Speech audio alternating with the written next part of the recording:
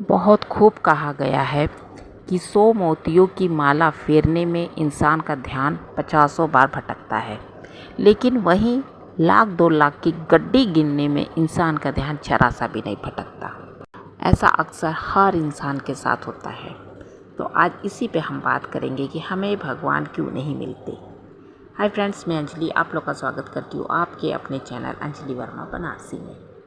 तो फ्रेंड्स, जब हमारा ध्यान ही नहीं है भगवान के चरणों में, उनकी भक्ति में, तो हमसे भगवान कैसे खुश होंगे, हमें भगवान कैसे आशीर्वाद देंगे, उनकी कृपा हमारे ऊपर कैसे होगी।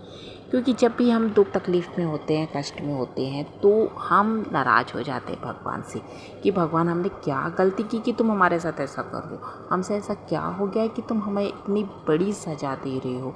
और इतना दुख तकलीफ़ भगवान दे देता है, इतना कष्ट दे देता है कि भगवान को कोसते ही हम लोग का समय बीतता है। लेकिन जब वही खुशियाँ भर भर के भगवान हमें देता है, तब हम भगवान को याद करना भूल जाते हैं। क्योंकि उन खुशियों में हम यार, रिश्तेदार, परिवार के साथ मस्त हो जाते हैं अपनी सेलिब्रेशन में। तब हम भगवान को याद नहीं करते कि भगवान तुमने हमें इतनी खुशियाँ दी, उसका थैंक्स नहीं करते। लेकिन हमें जहाँ जरा सा भी दुख हो, बड़ा सा भी दुख हो, तो सीधे भगवान कि भगवान तू मेरे साथ अच्छा नहीं कर रहा है, भगवान तू मेरे साथ ऐसा क्यों कर रहा है, सामने वाला इतना पाप कर रहा है, गलती कर रहा है, वो सुखी है और मैं किसी का बुरा ना करके भी दुखी हूँ, क्यों। तो भगवान से लाखों शिकायत इंसान कर लेता है, लेकिन अपनी गलतियों को, अपनी कमियों को नहीं देखता है। भगवान जो होता है वो हर समय हमारे साथ होता है, सुख में भी दुख में भी। बस हमारे पास पहचानने की नज़र नहीं होती। दुख में हम इतना विचलित हो जाते कि हम समझ ही नहीं पाते कि भगवान हमारे साथ है। एक बात तो आप गांठ बांध लीजिए कि भगवान अगर आपको बहुत ज़्यादा दुख तकलीफ़ दे रहा है, बहुत ज़्यादा परेशानी दे रहा है, तो समझ लीजिए कि आप उस काबिल हैं। भगवान उन्हीं की परीक्षा लेता है जो परीक्षा में पास होने लायक होते हैं, और भगवान परीक्षा लेकर ये भी देखता है कि कौन सा भक्त उनका मजबूत है अंदर से। क्योंकि कितने लोग हैं परीक्षा में पास भी हो जाते हैं, कितने फेल भी हो जाते हैं, कितने ऐसे होते हैं कि टूट जाते हैं परीक्षा में और सुसाइड कर लेते हैं, अपना जीवन लीला को समाप्त कर लेते हैं। और कितने होते हैं कि इतनी बड़ी बड़ी परिस्थिति, इतनी बड़ी बड़ी दुख तकलीफ़ में भी दुख का सामना करते हुए वो एक मुकाम हासिल कर लेते हैं। तो उन पे भगवान की ज़्यादा कृपा हो जाती है। जैसे हम लोग कंपटीशन में जाते हैं, एग्ज़ाम देने जाते हैं, तो हम लोग अपने अंदर से कॉन्फिडेंस लेके जाते हैं, मैं जा रहा हूँ देने में, 101% करके आऊँगा। उसी तरह हमें अपने भगवान पे भी करना चाहिए, विश्वास रखना चाहिए कि हमें दुख आया है, तकलीफ़ आया है, तो भगवान उसको काटेगा। हमें अपनी भक्ति कम नहीं करनी है, उस पर से विश्वास ख़त्म नहीं करना है। जिस दिन आपका विश्वास ख़त्म हुआ, उस दिन समझ लीजिए सब कुछ ख़त्म हो जाएगा। फिर भगवान आपकी हेल्प भी नहीं कर पाएगा। ये मत सोचिए कि एकदम नहीं करेगा, करेगा, लेकिन धीरे धीरे करेगा। भगवान हमारे साथ अगर सुख में है, तो भगवान हमारे साथ दुख में भी है।